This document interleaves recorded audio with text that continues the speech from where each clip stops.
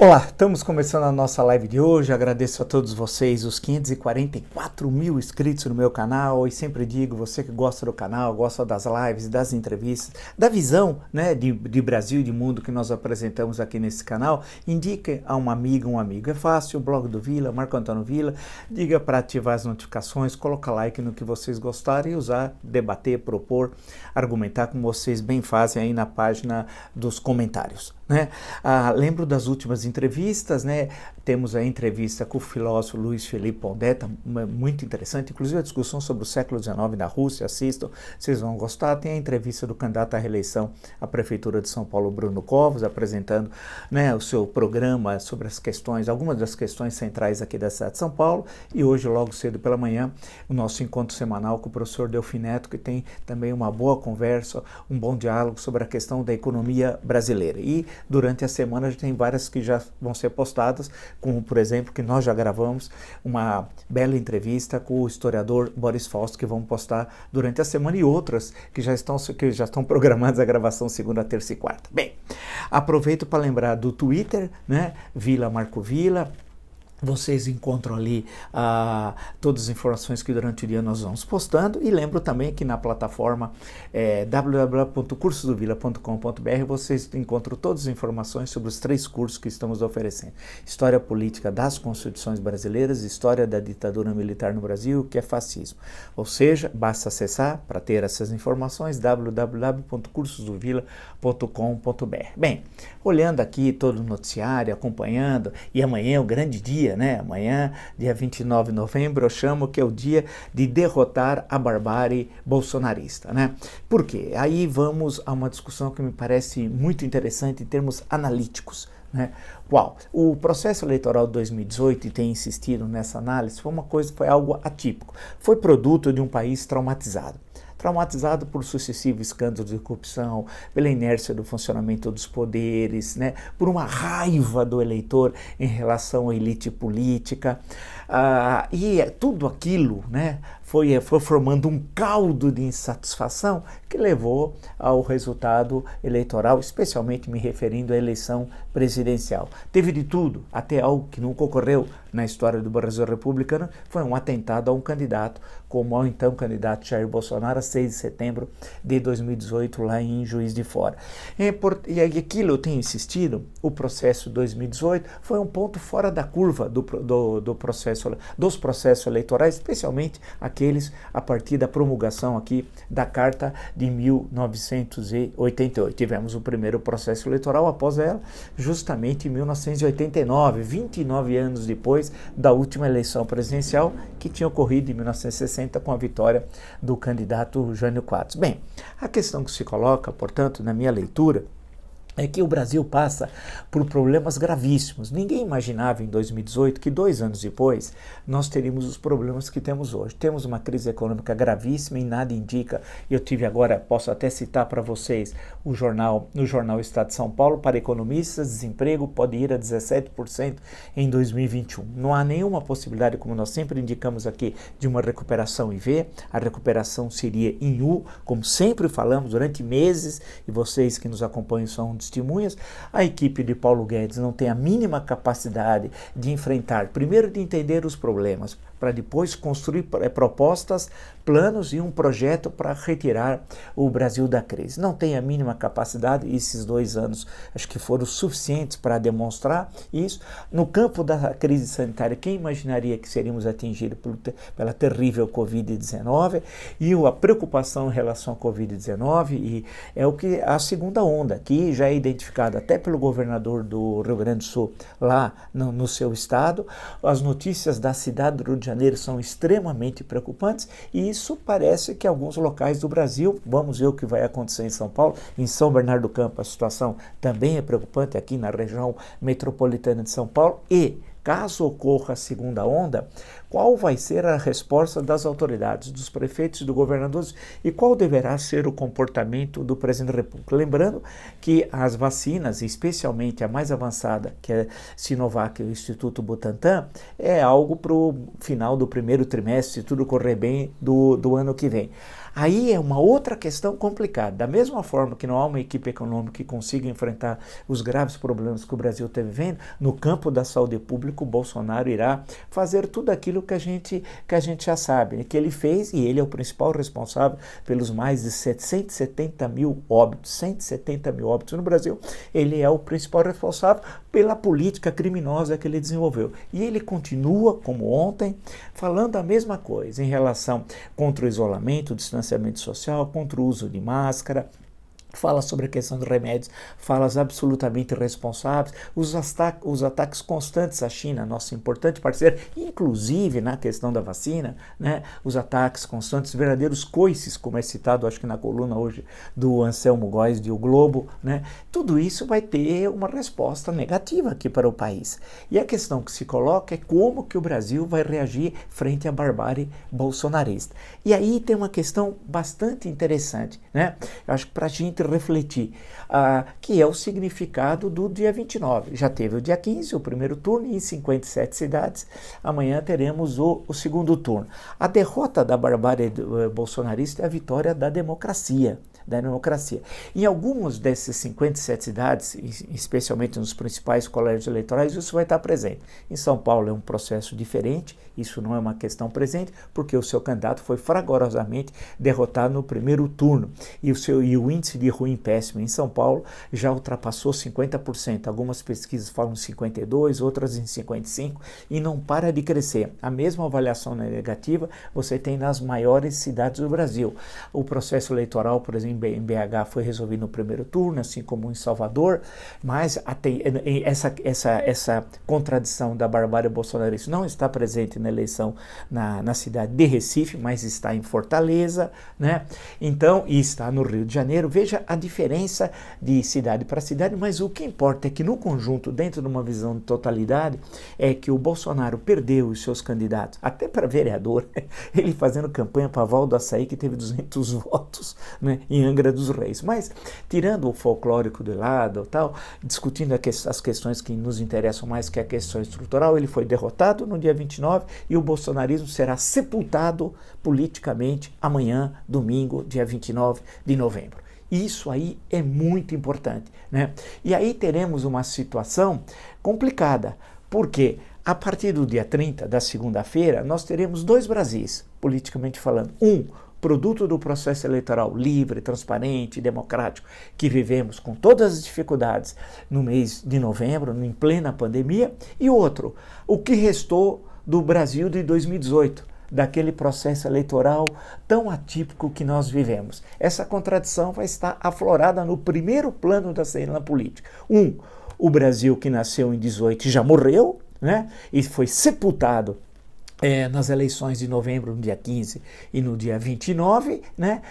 E com aquele Brasil que saiu do processo atípico, aquele Brasil traumatizado, angustiado, amargurado, que levou à eleição de Jair Bolsonaro em 2018. Como é que vai ser a convivência entre esses dois Brasis? Lembrando de um clássico dos anos 1950, do Jacques Lambert, sobre os dois Brasis, só que aí era análise do Brasil moderno, do Brasil atrasado, do Brasil do litoral, do Brasil do sertão, uma velha dicotomia que marca a história analítica brasileira desde o finalzinho do século XIX. Eu sempre lembro que esse conceito que está presente lá nos Sertões, publicado em 1902, em dezembro, quando vem a lume, é construída pela primeira vez pelo Nina Rodrigues, né, a célebre médico maranhense, professor da Faculdade de Medicina lá do Terreiro de Jesus, em Salvador, na Bahia, quando ele analisa, dentro do ponto de vista dele, segundo a ciência da época, entenda-se, o fenômeno de Canudos. Mas vamos pegar e discutir essa contradição que me parece muito rica,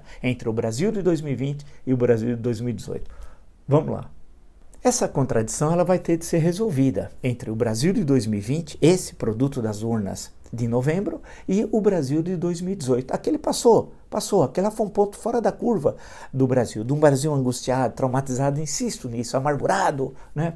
Como é que vai ser essa convivência? Veja no caso do Congresso Nacional. Nós temos parlamentares produtos de 2018 que são patéticos, ridículos, gente de extrema direita, gente que é neofascista e neonazista sem o saber. Ainda bem que nem tem a capacidade de entender a visão de mundo nazista, graças a Deus, e não tem a capacidade de entender a visão de mundo fascista, graças a Deus.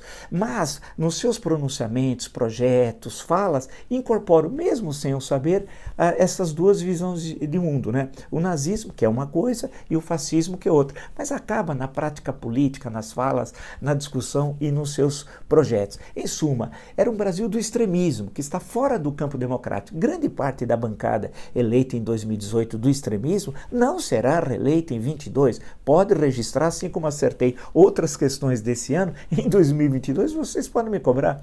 Isso daí foi fruto de um processo histórico que nunca mais se repetirá na história brasileira, porque também nós aprendemos com a política, aprendemos com o voto, e as próprias lideranças políticas e os partidos políticos, né, aprenderam com a tragédia do que foi 2018. Mas eles estão lá presentes, esses deputados, estou me referindo só ao Congresso Nacional, que vão criar diversos problemas, mas eles são poucos. Muito poucos, no fundo. Usavam as redes sociais e davam a entender que tinham um poder muito maior do que, na realidade, eles tinham. E eu sempre disse isso, grande parte era tudo robô. Inclusive, com a investigação agora do Supremo Tribunal Federal, eles deram um passo atrás, porque tudo isso era orgânico dentro do Palácio do Planalto. E o ex-ministro Sérgio Moro, em depoimento, está nos jornais de hoje, identificou no gabinete do ódio, ali dentro do Palácio do Planalto, a fábrica das fake news. Né? E ele dizendo que os ministros, os generais ali do Palácio do Planalto, especialmente dois, Heleno e Ramos, né, tinham conhecimento do gabinete do ódio. Ele cita dois nomes, Carlos Bolsonaro e Tércio Arnaud, que nós já falamos várias vezes. O Carlos Bolsonaro, evidentemente todos sabem, filho do presidente da República, é o chefe da Orcrim, das fake news, e é braço do pai. O Carlos só está fazendo isso com dinheiro público, né, porque o pai é que permite. Então, a grande questão que se coloca agora é como é que... e o gabinete do ódio é produto de 2018, como é que isso vai se adequar ao Brasil que está nascendo das urnas no dia 30 de novembro, segunda-feira. Começa 2021. 2021 começa dia 30 de novembro. Está começando ali. Né? É um novo Brasil que nasceu das urnas. Como é que vai conviver com aquele Brasil de outubro de 2018? Né? Não dá para conviver, não dá. Com aqueles deputados, eles são minoria, ínfima minoria na Câmara dos Deputados. Vão virar motivos de chacota. Né? Vai passar o ano motivo de chacota. O gabinete do ódio aí é ação da justiça. Tem investigação do Supremo Tribunal Federal. Carlos, se a investigação continuar e seguir, ele vai terminar na cadeia, porque ele é criminoso. O que ele faz são ações criminosas. Ele vai terminar lá em Bangu 8. E o pai? Aí é o cerne da questão. Como é que o Brasil vai conseguir conviver as urnas e a democracia presente em novembro com diferentes vieses, né? Não significa que todos os eleitos são ótimas pessoas, que todo mundo... Não, tem as pessoas que tiveram democracia, divergência. Democracia é choque, confronto. Onde há tranquilidade e silêncio, como dizia o doutor Ulisses, é no cemitério, mas ali todos estão mortos. Então, democracia é sempre essa coisa viva, né? É a discordância, é o debate. É difícil governar da democracia, mas é por isso que ela é boa, porque ela tem de ouvir a todos. Tem aquelas votações, aqueles momentos tensos que tem no legislativo, mas democracia é produto disso, e da pluralidade, né? Mas da convivência no interior de um mesmo sistema. Com o bolsonarismo não há convivência.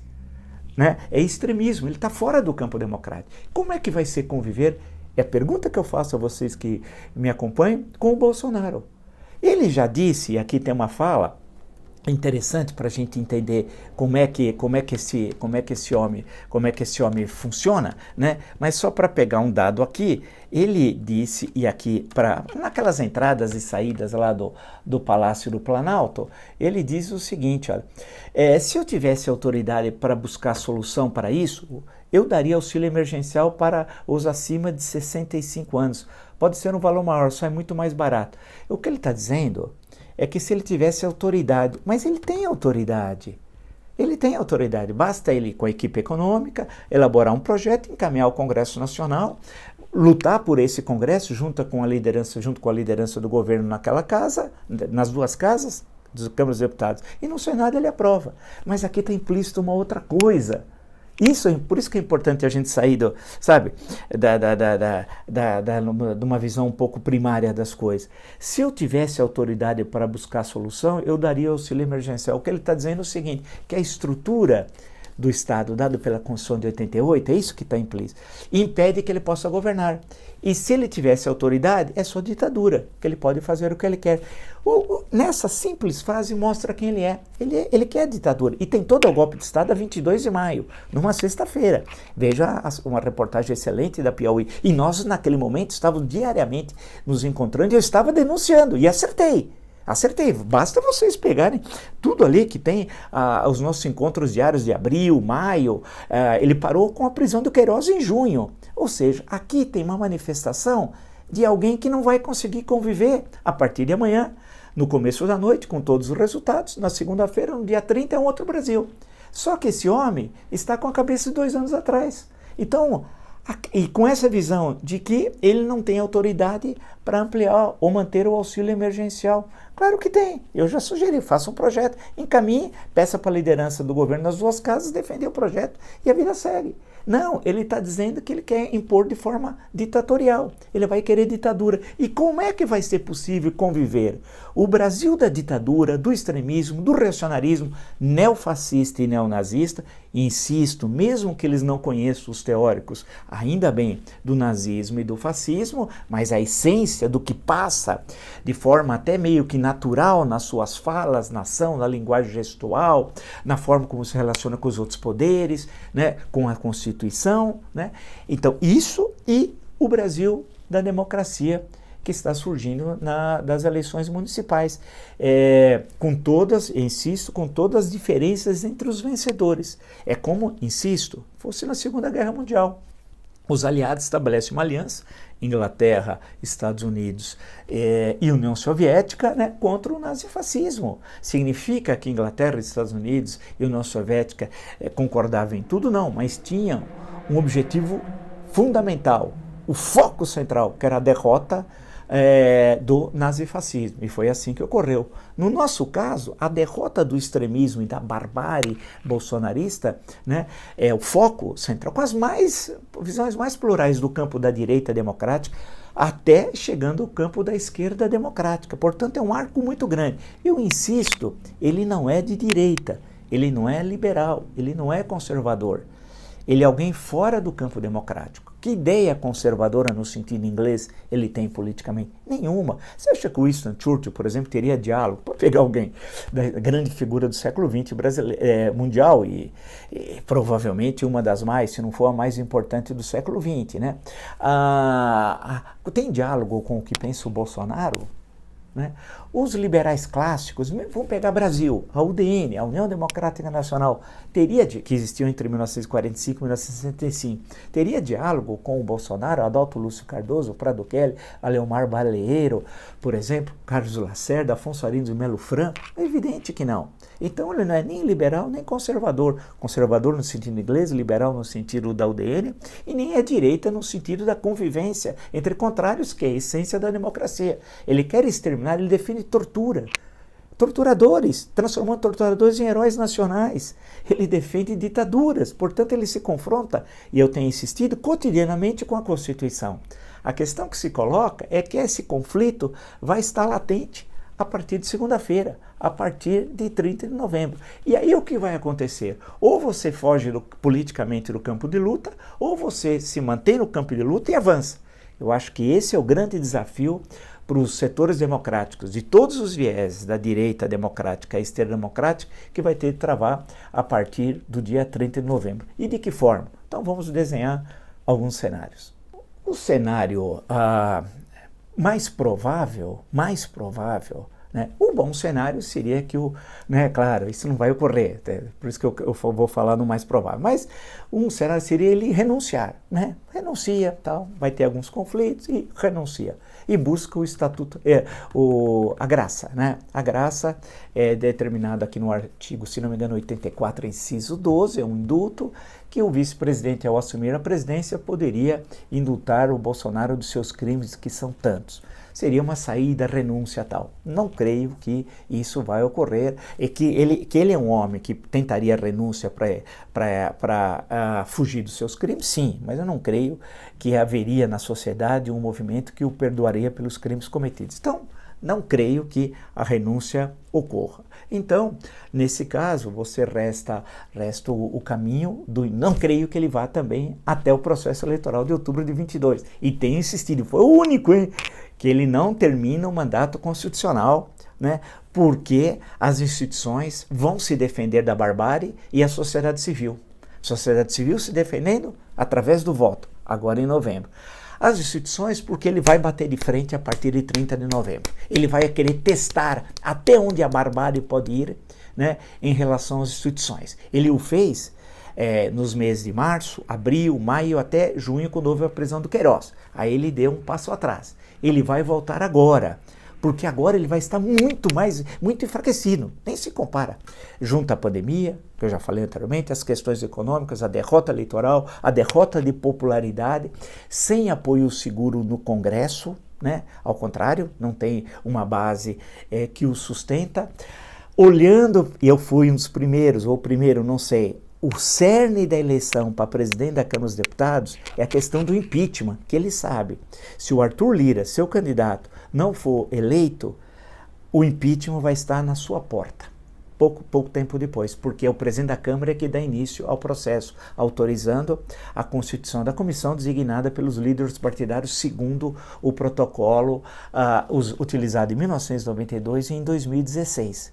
Então a questão que se coloca, portanto, eu acho que a renúncia é um cenário muito improvável. Não que ele não queira renunciar para se livrar dos crimes, insisto, mas porque a sociedade vai reagir. Ninguém vai perdoar um homem com os crimes que ele já cometeu, né? Então a possibilidade de um indulto, o artigo 84, inciso 12, a graça presidencial, acho isso extremamente improvável, tal, né? Ele permanecer batendo durante mais 2 anos com as instituições, na crise econômica, que eu apontei aqui, mais de 17% de desempregados, a crise sanitária, a segunda onda, isolamento diplomático do Brasil, retaliações que vão ocorrer em relação às exportações brasileiras, etc. Nova administração americana a partir de 20 de janeiro, não termina, porque o Brasil vai estar em combustão. O Brasil vai estar em combustão. Então resta o caminho que eu tenho apontado, que é o caminho central, que é o caminho do impeachment, né? Ou por crime de responsabilidade, infração penal comum. Crime de responsabilidade, Câmara autoriza, quem processa e julga é o Senado Federal. A infração penal comum autoriza a Câmara, quem processa e julga é o Supremo Tribunal Federal, de acordo com o que determina a Constituição. É isso. Se o Supremo recebe a denúncia, o presidente vira réu, o réu não pode ser presidente da República, então você tem até 180 dias para terminar o processo, assume o vice-presidente. No caso do impeachment, né, o que ocorre é que tem até 180 dias, assume o vice. Eu não falei de uma questão, vale lembrar, que independe da pressão da sociedade civil, que é o caso do impeachment. O do que eu não falei? As 5 ações que tramitam no Tribunal Superior Eleitoral sobre as eleições de 2018, perdão. Ou seja, anulação da chapa, né? Aí é outra história, aí é um processo que independe da mobilização da sociedade, é uma questão estritamente jurídica. Se isso ocorrer, aí, de acordo com a Constituição, não assume o vice, porque a anulação é da chapa, do presidente e do vice. E nesse caso, reza a Carta de 88, que haverá uma eleição parlamentar para complementar, para terminar o mandato do presidente da República, né? Porque, de acordo com a Carta, diz que no segundo biênio presidencial a eleição é parlamentar. No primeiro biênio, se tivesse a anulação da eleição, aí seria eleição direta, né? Então, entendeu? Deu para ficar claro. Mas aí independe da ação da mobilização da sociedade. Então, a questão que se coloca para a sociedade, para os partidos políticos, para a sociedade civil, para nós aqui, né, é a questão do impeachment. Alguém vai dizer assim, demora muito, pô, já tivemos 2, e daí? E daí? Tivemos 1918 e 2016. Vai demorar muito? Não, o que demora muito é aguentar 2 anos de Bolsonaro, com um país em combustão. um processo de impeachment ele é rápido, seguindo o que determina, e nós já temos até um protocolo, já foi feito 2 vezes, né? Nós já sabemos aí como se realiza, não há nenhum problema como é que é constituída a comissão pelas lideranças partidárias, o tempo, depois a votação pelo plenário, quem processa, no caso do crime de responsabilidade, é o Senado, o julgamento é no Senado com a presença, diz a Constituição, do presidente do STF, que só preside, ele não emite juízo, ele não julga, né? É o que determina a Constituição. Então a questão é o seguinte, a barbárie bolsonarista vai ser derrotada amanhã, domingo. Tenho absoluta certeza disso, como já foi no dia 15. A partir do dia 30 de novembro, começa o ano político de 2011. Nós não temos nem orçamento, 2021, perdão, nós não temos nem orçamento aprovado, não temos nada, está uma bagunça generalizada. Como é possível governar um país que sequer orçamento tem? Mas bagunça construída pelo governo, pelo ministro da Economia, que é um falastrão, e vocês são testemunha que eu fui o primeiro a apontar isso. Quantas vezes eu chamava, né, eu chamei, até ele ficar no governo, de Pacheco e seu imenso talento, célebre personagem do Essa de Queiroz, de um conto do Essa de Queiroz. Né? Quantas vezes eu falei da barbárie representada por Bolsonaro, inúmeras e inúmeras vezes, da incompetência do ministério, quantas vezes eu fui citando, né, Ernesto Araújo, Tereza Boi Bombeiro Cristina, o Tarcísio, que é o Dorico Paraguaçu do século XXI, né, que inaugura a Bica, que é um tremendo no enganador, Ricardo Salles, toda a turma, né? O ministro Milton Ribeiro da Educação, aquele que diz para educar a criança tem de ser surrada e sentir dor, grande pessoa, entre outros, não se salva nada, aquele ministério é um verdadeiro horror, né? A Damares falando sobre violência que as mulheres sofrem e apresentando a questão, fazendo um bolo, colocando chantilly, colocando açúcar, é um pessoal fora, não só fora do campo democrático, como fora da normalidade, parte deles deveriam ser interditados. Essa é a triste realidade. Mas o que nos interessa para fechar esse nosso encontro de hoje, né? Amanhã é dia então de derrotar a barbárie bolsonarista. Um novo Brasil começa na segunda-feira, enterrando o Brasil de 2018. Esse está sepultado. Mas é um cadáver eleitoral de 2000 que não vai aceitar, vai querer continuar como zumbis rondando a cena política brasileira. A questão que vai se colocar, insisto, é como é que esses zumbis vão agir e como é que esse Brasil que nasceu em novembro de 2 processos eleitorais vai conviver até que ponto e até que momento com os zumbis. Porque não haverá condição nenhuma de convivência democrática. Os zumbis, eles já morreram, eles não querem aceitar a morte. Politicamente falando, entenda-se, né? Consequentemente, essa contradição é antagônica. Vamos pensar no nosso amigo Hegel. Essa aqui você tem uma contradição antagônica, que só se resolve no politicamente falando, que é sempre o nosso campo, né? Com o processo de impeachment, com a participação da sociedade em mobilização. Porque o que vai acontecer, mesmo com pandemia, mesmo com segunda onda, a sociedade, ou através de via internet, através de teleparticipações, a sociedade vai se mobilizar, não tem jeito. Bolsonaro acabou. O bolsonarismo morreu politicamente nas urnas agora em novembro. Nascerá um novo Brasil a partir do dia 30 de novembro, quando começa politicamente o ano de 2021. Se você gostou dessa live e tantas outras lives no meu canal, indica um amigo, né? Um amigo. São 544 mil inscritos, muito obrigado. É fácil, blog do Vila, Marco Antônio Vila. Diga para ativar as notificações, coloca like no que vocês gostarem e usar como muito bem faz a parte dos comentários. Assista as entrevistas, me acompanhe no Twitter, Vila Marco Vila, e os cursos na plataforma www.cursosdovila.com.br. Amanhã voltaremos, provavelmente, claro, após já o anúncio dos primeiros resultados eleitorais. Até!